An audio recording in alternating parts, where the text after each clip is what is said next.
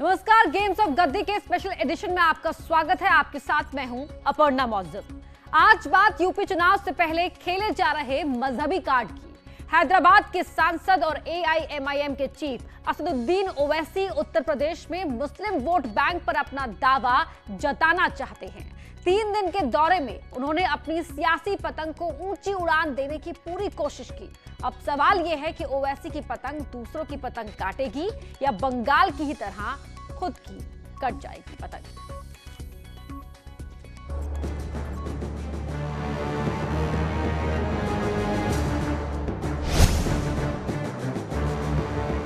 किसी को उनका हिस्सा नहीं मिला तो मैं ये साफ तौर पर कह रहा हूं कि उत्तर प्रदेश के मुसलमान हैं कि उत्तर प्रदेश में अगर सबसे कम पढ़े लिखे अगर कोई है तो मुसलमान है। मैं आपको पैगाम देने आया हूं मेरे अजीज दोस्तों और बुजुर्गों, यकीनन फिरका परस्ती को हराना है। अयोध्या भी जाएंगे, क्यों नहीं जाएंगे? हम जब कश्मीर गए तो अयोध्या नहीं जाएंगे। उत्तर प्रदेश की सियासी हवाओं में अपनी ऊंची उड़ान का ख्वाब लेकर एक पतंग खूब उड़ रही है। वो पतंग किसको तंग करेगी और खुद कितनी ऊंची उड़ान भरेगी, ये कहना भी मुश्किल है। लेकिन इस पतंग की डोर थामने वाला शख्स देश की सबसे ज्यादा आबादी वाले सूबे में अपने अंदाज से सरगर्मी बढ़ा रहा है। जाती हुई बरसात और आती हुई सर्दी के बीच राजनीति का पारा चल रहा है। वो नौजवानों को आज के दौर की अहमियत समझा रहा है, तो आज के हिसाब से प्रचार के तौर तरीके भी अपना रहा है। ये भी सुनो, याद रखो, ये जब आएंगे मेरे जाने के बाद, मेरे नौजवानों रिकॉर्ड करना, इसको व्हाट्सएप पे डालोगे ना, फसाद बुक पे डालोगे। फेसबुक नहीं है, फसाद बुक है। ट्विटर पे डालोगे, इंस्टाग्राम पे, सब पे डालना ये बात, ओवैसी के सवालात। हैदराबाद से बिहार और बंगाल होते हुए उत्तर प्रदेश की चुनावी राजनीति में मुकाम हासिल करने की उम्मीद लेकर मजलिस के मुखिया ओवैसी आए हैं। उनकी सियासत का तरीका कई सवाल उठाता है, तो कई बार उनकी सियासत के तौर तरीकों पर ही सवाल उठते हैं। किसी जमाने में तेज गेंदबाज रहे ओवैसी अब अपने बयानों के बाउंसर से विरोधियों के छक्के छुड़ाने की कोशिश में जुटे हैं। इनकी क्या मजाल कि मुझे कहते हैं कि मुसलमान का वोट नहीं मिलेगा तो बीजेपी जीत जाएगी। क्या मुसलमान तुम्हारा कैदी है? क्या तुम उनके गुलाम हो? क्या तुम बहादुर हो? क्या तुम मर्द मुजाहिद हो? क्या तुम मोमिन हो? क्या तुम रसूलुल्लाह के गुलामों के गुलाम हो? तो फिर अब की बार इन जंजीरों को तोड़ दो मेरे भाई, तोड़ दो इन जंजीरों को। डर दिखाकर ओवैसी उत्तर प्रदेश में अपनी सियासी जमीन इतनी मजबूत करना चाहते हैं कि आने वाले वक्त में वो मुसलमानों के रहनुमा बन जाएं, उनके मसीहा बन जाएं। ओवैसी अपने अंदाज से लोगों को अपनेपन का एहसास कराते हैं, तो आजादी के बाद उनकी अनदेखी की याद दिलाकर उन्हें वोट हासिल करने की विसात भी बिछाते हैं। सबसे ज्यादा बच्चे अगर स्कूल के बाहर हैं किसी समाज के, तो मुसलमानों के 60%। क्या तुमने सुना कभी अखिलेश की जबान से? क्या तुमने सुना कभी बीएसपी के किसी नेता की जबान से? बताओ इसका जिम्मेदार कौन है? ये नाइंसाफी देखकर खून खौलता है कि जब सबके बच्चे पढ़ सकते हैं तो मेरा बेटा क्यों नहीं पढ़ सकता, मेरी बेटी क्यों नहीं पढ़ सकती। राजनीति में जनता का समर्थन ही सबसे बड़ी दौलत है, और इसी दौलत को जुटाने के लिए ओवैसी ने 3 दिन के भीतर यूपी के 4 शहरों की खाक छानी। लखनऊ, अयोध्या, सुल्तानपुर और बिजनौर, हर जगह उनका टारगेट मुस्लिम वोट बैंक था और निशाना उन दलों पर जो अब तक खुद को मुसलमानों का नेता बता रहे हैं और उनका वोट लेते रहे हैं। ये क्या कह रहे हैं? ओवैसी आएगा तो मुसलमान वोट ले लेगा। कभी आपने सुना कि एक यादव ने मोदी को वोट दिया तो क्या अखिलेश यादव ने कहा कि वो यादव की टीम है जिसने मोदी को वोट दिया? तुमने सुना कभी? क्या तुमने कभी सुना कि एक दलित ने अपना वोट डालना उसका घर का इख्तियार, उसने मोदी को वोट दिया तो क्या किसी बीएसपी के नेता ने कहा कि वो दलित बी टीम है? तो क्यों मुसलमान को कहते हैं? सियासी जंग में जीत हासिल करने की खातिर जब हर कोई जोर लगा रहा है तो ओवैसी भी पीछे नहीं रहना चाहते। 403 में से 100 सीटों पर चुनाव लड़ने की तैयारी कर रही मजलिस की पतंग को नई ऊंचाइयों तक ले जाने के लिए उसके मुखिया मजहब के मांझे का सहारा लेने से भी कोई गुरेज नहीं करते। इसी अयोध्या में 6 दिसंबर को हमने भी देखा, सारी दुनिया ने भी देखा क्या हुआ। आज उसका जिक्र करने से डरते हैं सेकुलर पार्टी के लोग, जिक्र करने से डरते हैं, डरा डरा कर वोट हासिल करते हैं। अरे याद रखो, वो कौम जो नवासे रसूल को जन्नत का शहजादा मानती है, क्या वो कौम डरेगी इन लोगों से? क्या तुम डरोगे इन लोगों से? इंसान से नहीं डरना, सिर्फ रब्बे कायनात से डरने का हुक्म सिखाया गया। भावनाओं का जाल बुनकर ओवैसी 19% वोट बैंक के इकलौते हकदार बनना चाहते हैं। इसलिए मुसलमानों में एकता बनाए रखने के लिए वो हर तरीका अपनाते हैं जिससे चिंगारी बुझने की बजाय भड़कती ही चली जाए। 17 मई को बाराबंकी में एक 100 साल पुरानी मस्जिद को शहीद कर दिया गया, किया गया था ना। मार्च 17-20 को उस वक्त के एसडीएम जो अभी प्रमोशन पर सीडीओ बन चुके हैं, उन्होंने मार्च से लोगों को, आवाम को मस्जिद में नमाज अदा करने से रोक दिया। ओवैसी ने बाराबंकी में जिस मस्जिद को गिराए जाने का जिक्र किया, आरोप है कि वो अवैध तरीके से बनाई गई थी, इसलिए प्रशासन ने कार्रवाई की। मगर ओवैसी ने जब भीड़ के बीच बयान दिया तो उनके खिलाफ धार्मिक भावनाएं भड़काने की धारा में केस दर्ज किया गया। ऐसे जो कानून तोड़ने वाले लोग हैं उनके खिलाफ पूरा अभियान चलाया हुआ है। हम किसी भी कानून तोड़ने वाले व्यक्ति को, चाहे कितना भी बड़ा हो, हम बिल्कुल नहीं बख्श रहे हैं। हमने सभी ऐसे लोगों के खिलाफ जिन लोगों ने भारतीय दंड संहिता का उल्लंघन किया है, भारतीय संविधान का अपमान किया है, उसका उल्लंघन किया है, हम कड़ी कार्रवाई से। ओवैसी अपने लिए माहौल बनाने की कोशिश में क्या यूपी का माहौल बिगाड़ रहे हैं? ओवैसी अपनी सियासी ताकत बढ़ाने के लिए उत्तर प्रदेश की जमीन पर क्या नई राजनीतिक रंग का आगाज कर रहे हैं? इन दिनों ऐसे ही कई सवाल यूपी की फिजाओं में तैर रहे हैं, जिनका जवाब अलग अलग आकलन के हिसाब से अलग अलग ही मिलता है। ये तो कहना बहुत मुश्किल है कि ओवैसी किस दल, समाजवादी पार्टी को कितना नुकसान पहुंचा पाएंगे और कितना उनको मुसलमान का वोट मिलेगा। लेकिन इतना निश्चित है कि पश्चिम उत्तर प्रदेश, खासकर कि मेरठ मंडल है, मुरादाबाद मंडल है या सहारनपुर मंडल है, जहां अब बहुत सी विधानसभा सीटों पर मुस्लिम वोट प्रतिशत 35 से लेकर 48% है।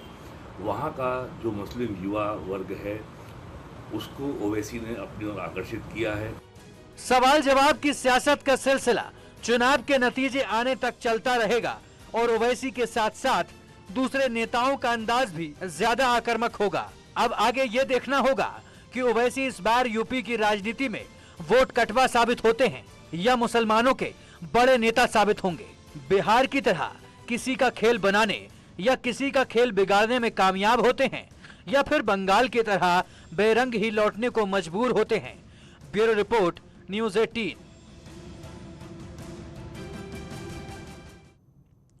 मजहब के मांझे से ओवैसी अपनी पतंग को ऊंची उड़ान देना चाहते हैं। उसकी सबसे बड़ी वजह यह है कि उत्तर प्रदेश में कुल 19% मुसलमान हैं। अब तक के आंकड़ों के हिसाब से समाजवादी पार्टी के खाते में मुस्लिम वोट करीब 55 से 60% जाता रहा है, जबकि बीएसपी को भी करीब 15 से 20% मुसलमानों का वोट मिलता रहा है 32 साल से। जबकि 32 साल से यूपी की सत्ता से बाहर कांग्रेस को भी करीब 5 से 10% मुसलमान वोट दे ही देते हैं। इसके अलावा राज्य की करीब 100 सीटें ऐसी हैं जहां मुस्लिम मतदाता हार जीत तय करने की ताकत रखते हैं। ओवैसी की नजर इसी वोट बैंक पर है। बाबा बोलेंगे ओवर ब्रिज तो बाबा बोलेंगे नाम बदल दो।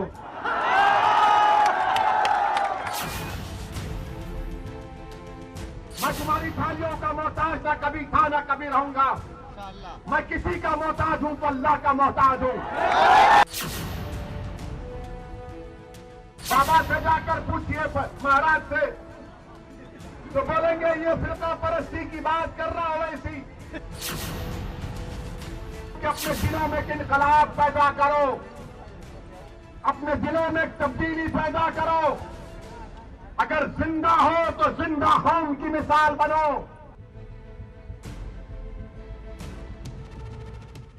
राजनीति के रण में नए समीकरण बनाने की हसरत पाले हैदराबादी राजनेता उत्तर प्रदेश में चुनाव से पहले सबको चुनौती देने की कोशिश में हैं।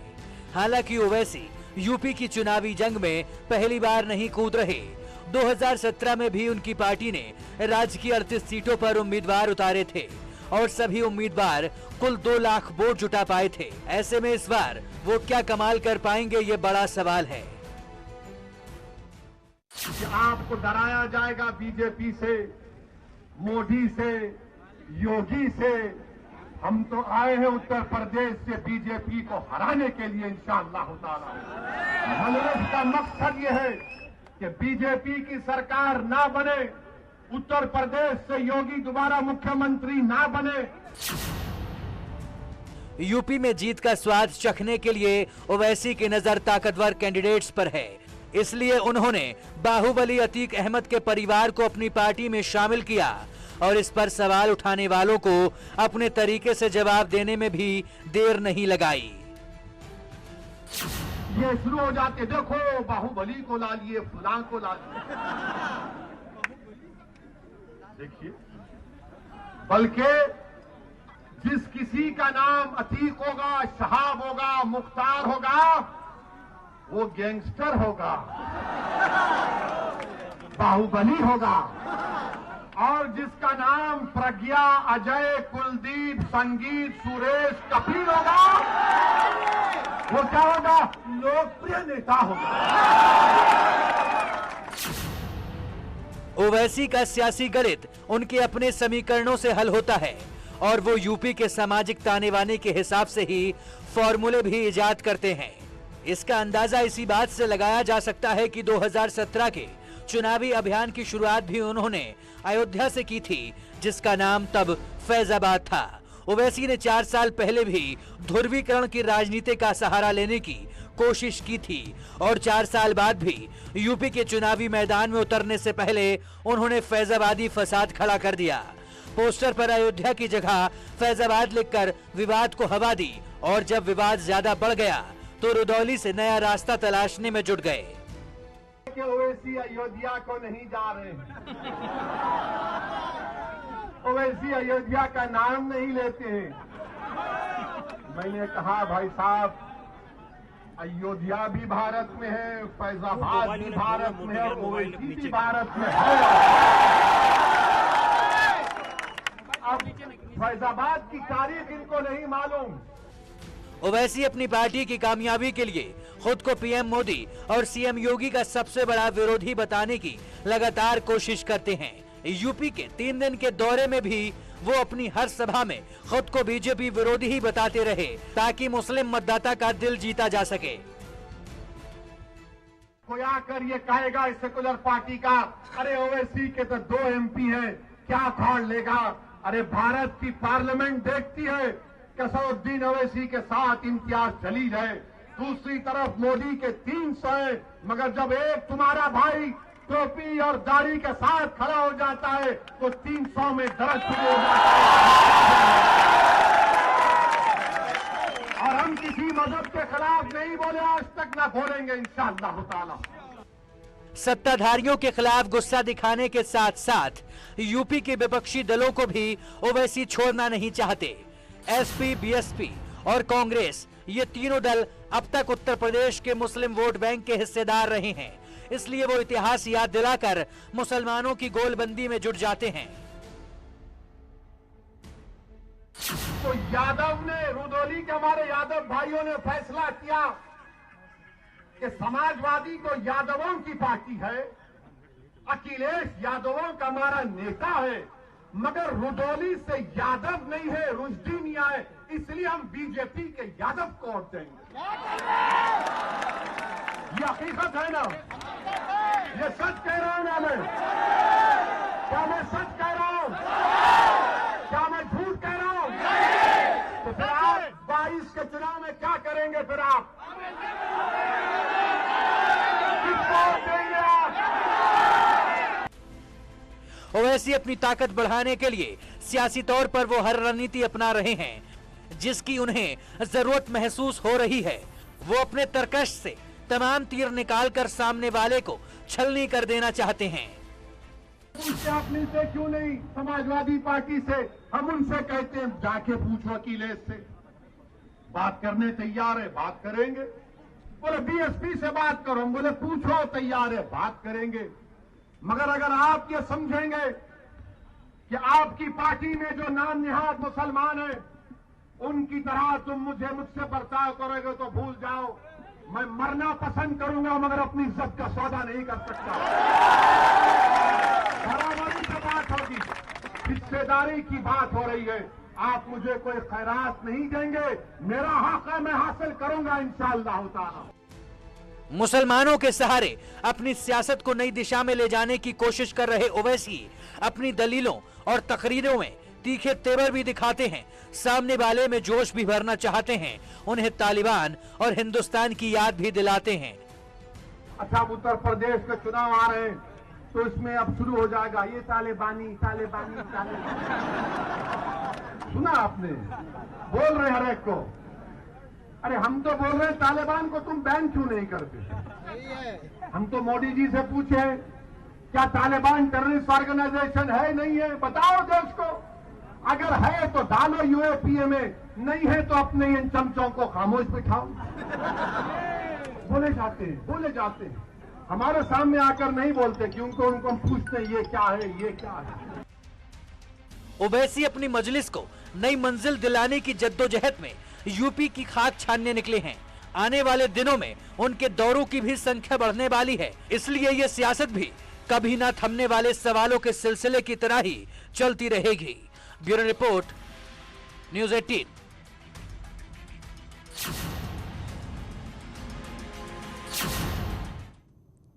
वोट कितने कटेंगे, किसमें बटेंगे, ये सवाल यूपी की सियासत में सबसे बड़ा है और ओवैसी के आने से ए टीम और बी टीम की खूब चर्चा हो रही है। किसे नुकसान हो रहा है, किसे फायदा हो रहा है, रिपोर्ट देखिए। मैं आपसे गुजारिश करने आया हूं मेरे अजीज दोस्तों और बुजुर्गों, हालात और वक्त का तकाजा यह है कि आपको एक होना पड़ेगा। याद रखो मेरी इस बात को कि इत्तेहाद जिंदगी है, इंतशार मौत है। इत्तेहाद जिंदगी है और इंतशार मौत है। हालात और वक्त का तकाजा बताकर ओवैसी भविष्य की बिसात बिछाना चाहते हैं। वो चुनौती से भी वाकिफ हैं और वोट बैंक में सेंध भी लगाना चाहते हैं, मगर सवाल इस बात का है कि क्या वो यूपी में अपने पैर जमा पाएंगे, क्योंकि उन पर सबसे बड़ा आरोप बीजेपी की बी टीम होने का है। ओवैसी जो हैं अपना गृह राज्य तेलंगाना में सारी सीटों पे क्यों नहीं लड़ते? बिहार में क्यों लड़ते हैं? यूपी में क्यों लड़ेंगे? केवल भाजपा से मिली जुली कुश्ती है। मैं तो शुरू से इस बात को कहता रहा हूं। चुनावी माहौल में मजलिस की मशक्कत यूपी की सियासत को नई दिशा में ले जा रही है, इसलिए अब तक मुस्लिम वोट की सबसे मजबूत दावेदार रही समाजवादी पार्टी भी ओवैसी की एंट्री पर सवाल उठा रही है। ये धर्म का चश्मा लगाकर जीतने का फार्मूला भारतीय जनता पार्टी का है। जो इस चश्मे को लगाएगा, हमारा मानना है वो भारतीय जनता पार्टी की मदद करेगा। यूपी की सियासी लड़ाई में ओवैसी अपनी ताकत का एहसास कराना चाहते हैं, इसलिए उन पर प्रहार भी हर तरफ से हो रहा है। ये वायरस जो हमने नाम दिया ओवैसी वायरस आगा, तो उसके लिए हमारा टीका, मोदी का टीका कौन है? ये अल्पसंख्यक मौत का जो है देश का, वो टीका है। तो टीका लगाकर उस वायरस को भी समाप्त करेगा और देश को दोबारा विभाजन के खिलाफ नहीं खड़ा। चुनाव नजदीक है और उससे पहले ही चुनावी जंग हावी होने लगी है। विपक्षी दल ओवैसी को बीजेपी की बी टीम बता रहे हैं, तो बीजेपी भी ओवैसी पर ही हमलावर है। मगर हकीकत यही है कि ए और बी टीम वाली इस सियासत के बीच ओवैसी के पास फिलहाल यूपी में खोने के लिए कुछ भी नहीं है। लेकिन वो जिस ध्रुवीकरण की धुरी पर चल रहे हैं, उससे सियासी समीकरण जरूर बदल सकते हैं। Bureau report, news 18। अब जरा समझिए उत्तर प्रदेश के लिए ओवैसी की असली रणनीति क्या है। ओवैसी की नजर यूपी के मुस्लिम मतदाता पर है। वो 19% वोट बैंक पर अपना कब्जा करने की कोशिश में है। ओवैसी की चाहत मुसलमानों का सबसे बड़ा मसीहा बनने की है, इसीलिए वो मुसलमानों को एकजुट करने की कवायद में जुटे हैं। ओवैसी अपने भाषणों में सरकार पर हमला बोलते हैं ताकि खुद को बीजेपी विरोधी साबित कर सके। इसके साथ ही दूसरी विपक्षी पार्टियों को मौका परस्त बताने के लिए भी मुसलमानों की अनदेखी का मुद्दा पूरे जोर शोर से उठाते रहे हैं। ओवैसी की कोशिश ये भी है कि अगर उत्तर प्रदेश में उनकी सियासी जड़ें मजबूत हो गई तो पूरे देश में एआईएमआईएम की ताकत का एहसास कराया जा सके। गेम्स ऑफ गद्दी में आज के लिए इतना ही। खबरें जारी हैं।